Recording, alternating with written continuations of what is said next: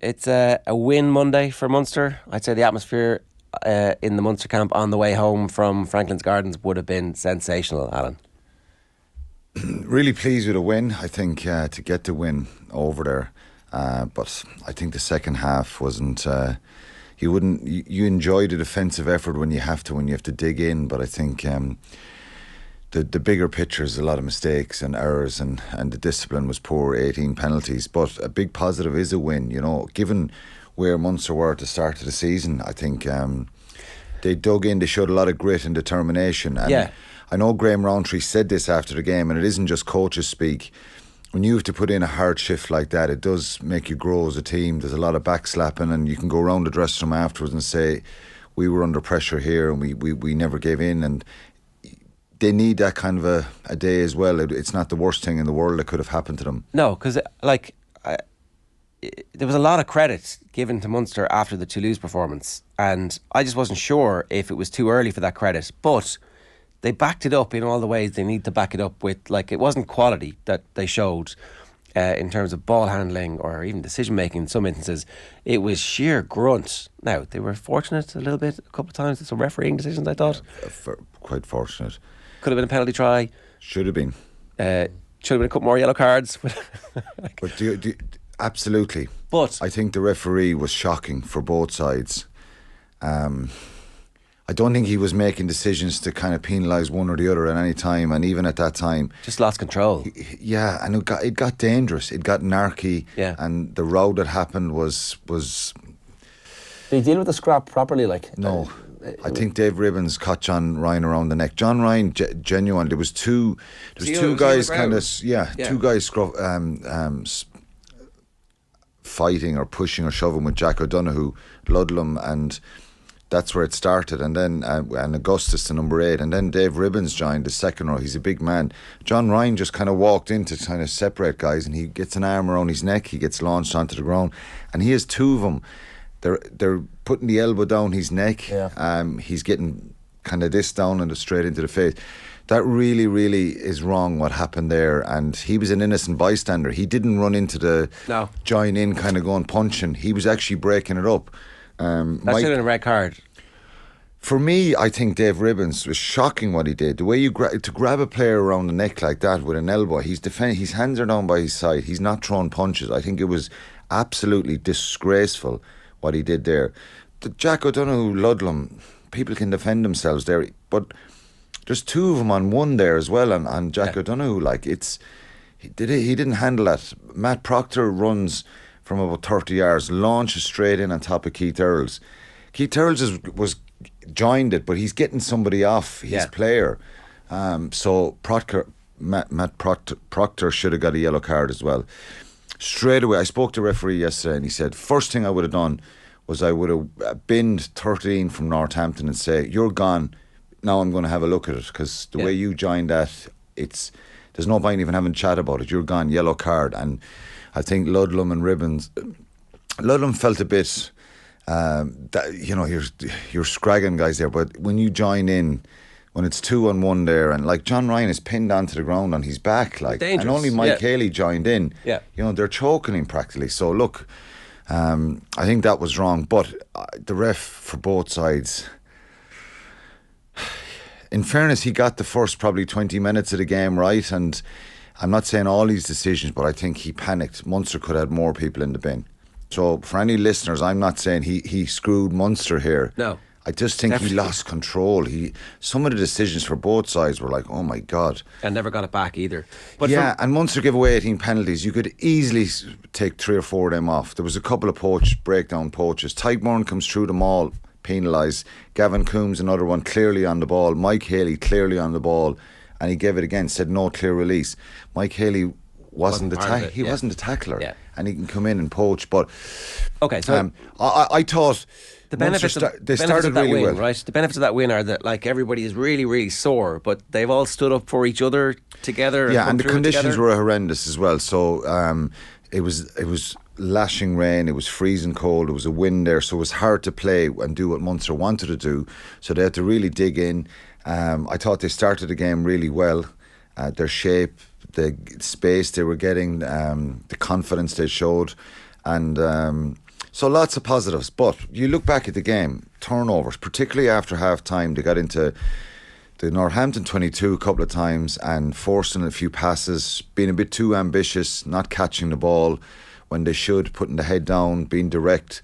I think another penalty there after half time, 26, kind of gives you that little bit of a momentum going forward. But Northampton are scrappy and they've been very hard to beat at home. But they're, to be honest, you have to say they're a poor side when at one stage Munster are down to 13 men and you're attacking for that long, and the end product for them was really poor. So poor side, and Munster didn't play well. I see they showed a lot of grit. Northampton head coach being linked in the Telegraph or one of the English papers this morning as the attacking guru to save English rugby. I'm like, Sam Vesti, was it? Yeah. Because I think he played with Borthwick and maybe coached under Borthwick before.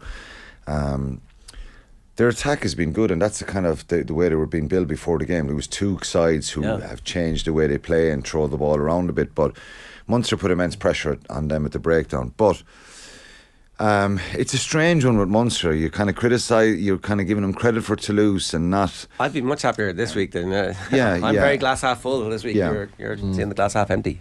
No, I'm not. I'm in the middle again. Okay. I'm in the middle again. I think there's lots of improvement. I love the fight and the determination. They had a real spark to them and an aggression about them all the way through, and they put. The defence was excellent. Anton Frisch. I know we're going to talk about him we're going to keep talking about him all the time. Every time he plays, I just think he just reminds me of Gary Ringrose so much. Now, people don't have to jump on and get too on their high horse about that I'm saying something like that. I just think he's a brilliant defender. He's a stepper. He's real physical. He's getting into rucks, clearing out the ball. There's a real rugby player there, real top class player, I think. And some of his defensive reads yesterday were outstanding again.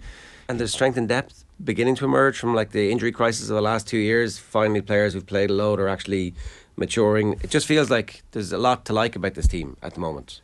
Yeah, they still have their issues, The front row for sure, and not deep enough, short. They're lacking that bit of real grunt and size. But I think probably down the charts when you think they've, Thomas Ahern is out, Finian Wycherley is not available, Edogbo's not available. They're three that young, enthusiastic, kind of physical players. Maybe Snyman will come back end of January. That'd be a real boost for him. But a lot of this same group have played now 3 or 4 weeks on the bounce, so they can't keep doing that. So the real kind of measure will be in the next couple of weeks when they play Leinster, Ulster and the Lions, and then have Northampton home again. Yeah. So it's an incredibly difficult block for him. But Jack Crowley playing at 12 started the game well. He probably had 3 knock-ons in the game. One where he runs that hard line in the first half, and then another 2 where he just takes his eye off the ball. I like the fact that he was physical. He was making carries early on, but it wasn't that type of game. It was hard, particularly after about 15 or 20 minutes. It was hard to get any sort of width in the ball because the game changed. It was about kicking in behind and smashing each other. Roundtree giving name checking Dennis Leamy after the match as well, saying he's turned into a very, very good coach. And to not concede, and for an away team not to concede a try at Franklin's Gardens doesn't happen too often. So clearly the Munster defence under Leamy are doing something like. Yeah, and that's, you can build a lot on the defensive stuff. I think they'll be disappointed with some of the handling errors, the turnovers. But if you're porous in defence and you're letting in tries, and it's very, very deflating. You can get so much kind of a good feel out of defence. But that was the story of the season so far, wasn't it? Like, they had been bad and now they're good. That's amazing to have a turnaround. Their defence has been pretty good all season. Even in the games they've lost, they've conceded the least amount of tries in the URC. So this is something where he's trying to build a foundation from. And you would do it with any team in any sport, wouldn't you? You know, if you're playing against a star-studded side, for example, and under 15s, defence wins championships is the tighten cliche, up, lads. Don't give them time. Don't give them space. Blah blah blah blah. You do all that. It's stuff. a quick impact, you'd say. Yeah, but they're good. There's some good defenders there as well. When you look at, particularly the turnover stuff, O'Mahony, Tadhg Byrne, John Hodnett, when he came off the bench, had a superb turnover. Sly old dog O'Mahony Jack as well, O'Donoghue. stealing lineouts when it looks like he's not even going to Both contest them. Byrne and O'Mahony, when they didn't look like they were going to contest him. So I think naive, and they won't get carried away in Munster and think they're brilliant now. I think Northampton were really, really poor in attack, but Munster defensively can take a lot out of that game. In a way, they saved the weekend in many respects, because the rest of the weekend was a bit of a shambles. A comment from Tommy. Seriously, what has happened in the Heineken Champions Cup? Grew up watching in the 2000s as a prestigious competition. Last 8 years, it's gone downhill rapidly. It's gone stale. Pool stage format is a farce also. It hasn't gone stale. It's just they've screwed it up. Like, COVID was difficult for everybody, but it was definitely screwed up. The format of the competition at the moment makes no sense. For Gloucester to be able to not put out a team that was able to be competitive, and for them still to be in a competition after it, it's a shambles, I think. Yeah, I said this on Friday. It's very hard to blame Gloucester, because their first team would have been beaten anyway by Leinster on Friday night, and they've got big Gallagher Premiership games coming up in the next few weeks. Plus, they got 5 points out of the first game, so 8, 9, 10 points can get you into the knockout stages here. Are you going to win it? Are Gloucester going to win it? Are they one of the contenders? No chance. But to get into the round 16 and be knocking around near the end of it, you can build something out of that. But the format, there's a lot of people talking about it. I'm not here saying, or you, Ger, kind of giving out about it, and we're the only ones. If you go online, there's so many rugby fans saying that they don't like this format. They don't like the 2 pools of 12. There's 8 teams coming out of each group. You're nearly inviting teams to kind of throw a match here or there or put out weakened teams. They have to manage their squads, and again, Gloucester people. I was reading some stuff online. It all comes back to Ireland's big, massive budgets and salary caps and all this kind of stuff. I saw a response yesterday. The average probably wage in the Munster squad is 70 or 80,000 euro per year. The Gallagher Premiership is probably more than that, but I think it's the depth of number of players they have. It's probably the Irish squads. Well, Leinster are the ones that they keep referencing all the time. They keep referencing Leinster, but their academy system and the school system here helps a lot. It makes and they have a great system in place now. Yeah. But that system is also available to other, 100%. If so they're now going to, and there's a lot of reference to Leinster a few years ago, 2011, when they won the Heineken Cup final against Northampton. They were 22-6 down at half time. The week before, Leinster rested their whole team. The week before, Northampton had a bruise and battering match that they had to get through, and they got tired in the second half. I saw one. Maybe it's true. But I think the URC at the moment has become more competitive, and there's always this URC and Gallagher Premiership. There's way more intensity sometimes, and has been over the years in the games in the Gallagher Premiership, and it has been a desperation to win those games more so than URC games.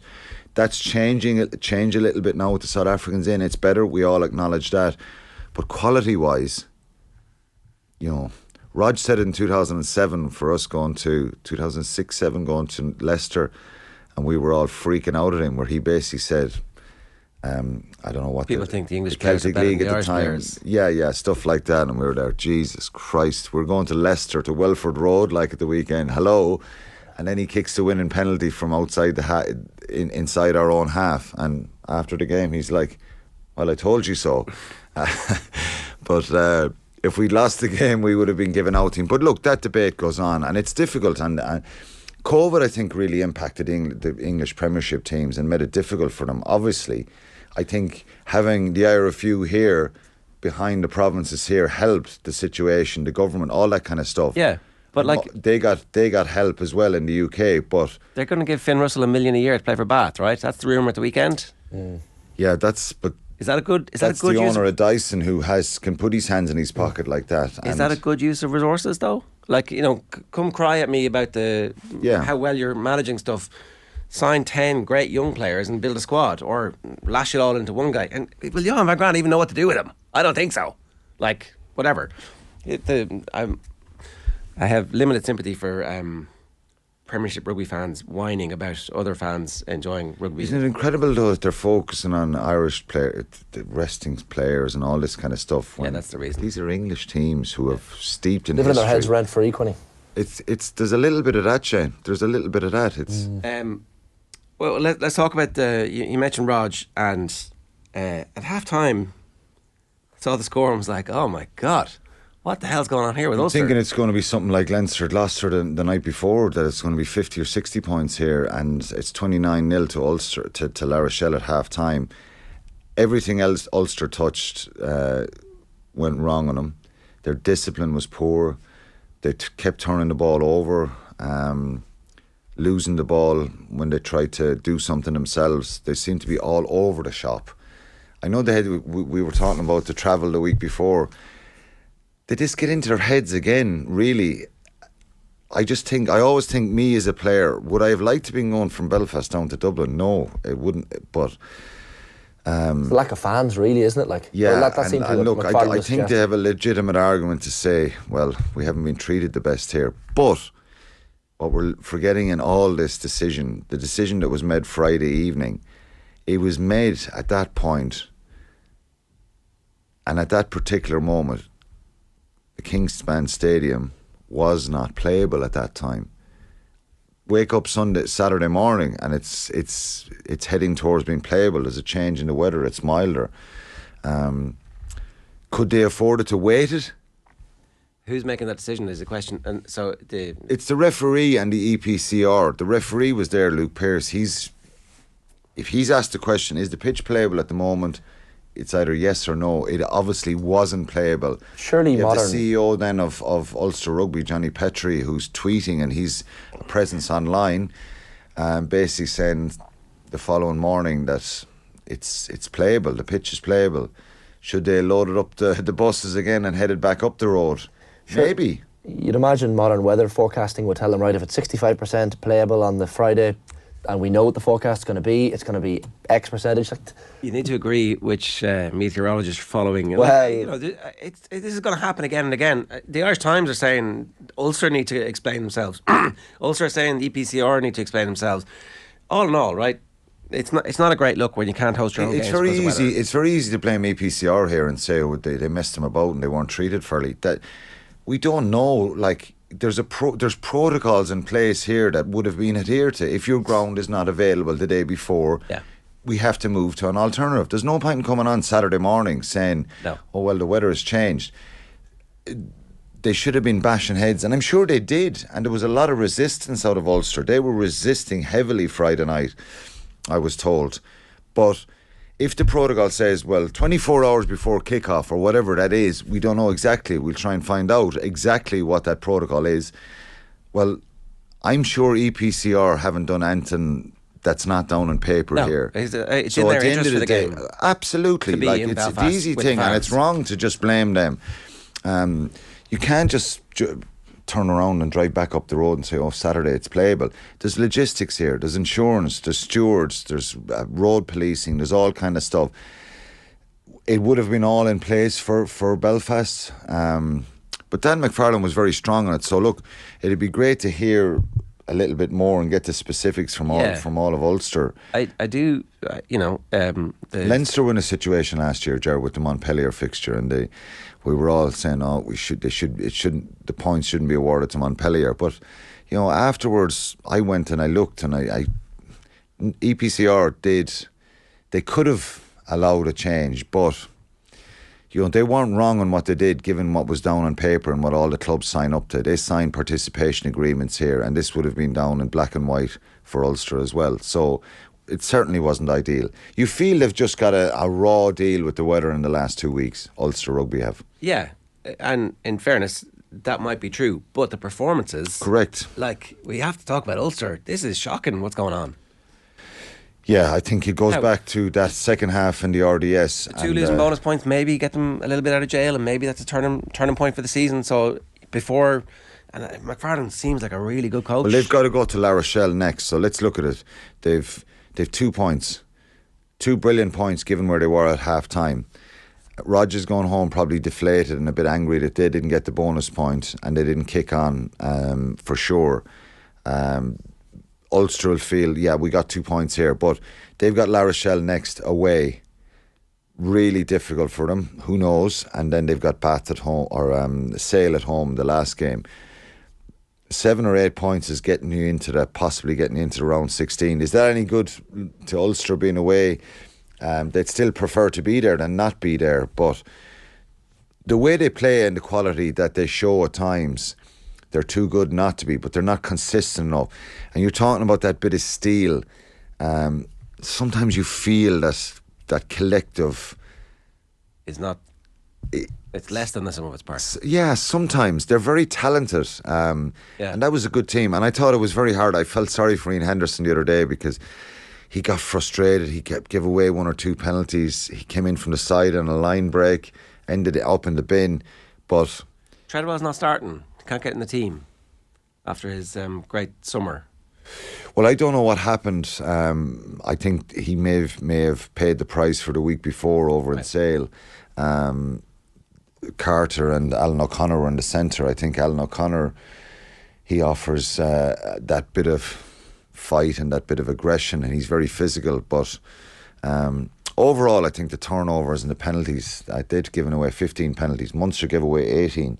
Any rugby analyst will tell your supporter, when you're up in double figures, you're putting a lot of pressure on yourself. So they gave away a lot of penalties. They're handling errors. And John Cooney running back the ball, going down on the ball and knocking it over the line and conceding the try there. Everything was going wrong in that first half. But they showed a little bit of character, so they can find some sort of solace in what happened in the second half. And, the penalty at the end to get the 2 losing bonus points. They scored 4 tries in that second half. It was a brilliant response. And they showed people that they can play rugby. It's up, listening to Ian Henderson talking afterwards, he was talking about at half time, they were like, let's have a 0-0 mindset here. Let's treat this as a... Why can't they have that mindset at the start of games? Because they seem to start so poorly recently. Yeah, there's something affecting them there a little bit in the last few weeks, and we've seen that bit, that situation. And unfortunately, it's we in a lot of these big games, we seem to say it's a mental thing. We're looking at fragility there around them allowing this stuff to happen, and sometimes being the architects of their own downfall. When Ulster play rugby, they're a phenomenal side when they get on the front foot. But that's something in the culture not right at the moment. Yeah, but I think it's growing, and I like Dan McFarlane, what he's done there in the last few years. He's brought a little bit of steel and edge in some of the performances you look at and say, right, they're getting there, and then. But Europe does that to you. It exposes any sort of weaknesses, and the URC in Leinster, they did that in that second half, but they've been unlucky in the last 2 weeks as well. Leinster obviously made a lot of changes, and it's hard to talk about that Leinster game beyond some important players getting some game time. And I think Kelleher coming back is a big boost, not just it's for Leinster. Yeah, it's like, the 2 tries. Who's first choice? That's the question, and that's where what will happen there now. I think Ronan Kelleher is second choice at the moment, and it's great to see Tom Stewart coming through at Ulster as well. I think he's a great player, and I think he's shown great promise to hooker with Ulster. So there's a bit of depth coming in that position, which is good. But to have the 2 Leinster guys, I think they're top class international players. So probably the biggest positive the other night for them was Kelleher being back in the field and performing, rampaging, and doing really well for them. Yeah, because they're both angry runners, and you don't want them to lose that part of their game. It's like really important, but equally that's where the injuries can crop up. So bonus point win for Connacht as well, we should mention them. And that was Breeve's strongest team. Couple of injury concerns like Thornby and Boyle. Thornby and Paul Boyle, yeah, that's tough for them now. Given the Christmas fixtures and all that kind of stuff, it's hard on them, but kind of went under the radar for Connacht fans. Don't be giving out to us when you're in the Challenge Cup. That's what happens. It goes under the radar. But very important win for him, and enjoyable to go on the road like that as well and go to France. Brive have been struggling this year, and they've been very much up and down. But to get a bonus point win there is a big result for them. Yeah, and they started brightly in the game as well. Like they got the lead, unlike Ulster's probably the opposite of them. They actually start games quite well, Connacht. And look, as you say, it's the Challenge Cup, but wins breed confidence. Yeah, absolutely. It's really important for them. They play Ulster now next weekend, so they've got to try and build on that. But the 2 injuries are hard. I thought Paul Moyne, and we spoke about it, Ger, in recent weeks, he was playing really, really well. And I didn't see looks that, like the he's a serious shoulder injuries. injury. It looks like a serious shoulder injury, and Gavin Thornby possibly dislocating his kneecap. That's a big blow for them. But it's part and parcel of the game. Unfortunately, you can get very unlucky, but hopefully they recover pretty quickly. Quinny, big day for you. You're about to go and take on Nathan in the OTB Games room. I have no chance because I'm not a gamer at all. I was going to say, I thought all you professional athletes, because you've nothing else to do. No, I'm not. I cannot sit down and do it. But anyway, After today, you'll find out. I'll try today. Maybe a bit of natural ability might help me here. I'll just intimidate him. Yeah. It's like, you know. I'll kick him. Exactly. Smack talk. Yeah, through it. old Gouge school. him. Exactly. I mean, look, got to take whatever advantage you have in these Yeah. things. You know, it's all about the victory. What should I do when I go in first? Intimidate him, kind of go over him, Just lean on him. and I'll lean into him a little bit. Yeah. Right. That's the only way to do it, I think, with Nathan. If he gets cocky as well. A bit annoying. What did you think of Messi? Yeah, it was brilliant. I think I was a bit divided because I love the comeback, but it's a great story in the end for someone who's been so brilliant for so many years. It was phenomenal. I was sitting there kind of falling asleep towards the 70th minute, and then wow, it was unbelievable. Yeah, it was brilliant. It was. We might be able to flick over to the hurling if this it's just one more goal and Yeah. you'd be grand. But no, in the end, they did justice to it. Good stuff, Alan. Thanks a million. Cheers, lads. Thanks.